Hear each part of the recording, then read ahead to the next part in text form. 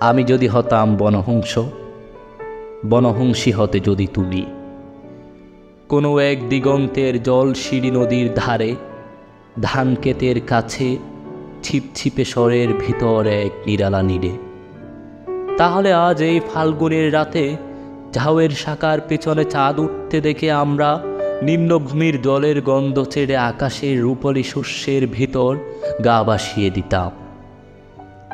তোমার পাখনায় আমার পালক, আমার পাখনায় তোমার রক্তের স্পন্দন। নীল আকাশে খৈকেতের সোনালি ফুলের মতো অজস্র তারা, শিরীষ বনের সবুজ রুমস নীড়ে সোনার ডিমের মতো ফাল্গুনের চাঁদ। হয়তো গুলির শব্দ, আমাদের তির্যক গতি স্রোত, আমাদের পাকায় পিস্টনের উল্লাস, আমার কণ্ঠে উত্তর হাওয়ার গান। হয়তো গুলির শব্দ আবার, আমাদের স্তব্ধতা, আমাদের শান্তি। আজকের জীবনের এই টুকরো টুকরো মৃত্যু আর থাকতো না, থাকতো না আজকের জীবনের টুকরো টুকরো স্বাদের ব্যর্থতা ও অন্ধকার।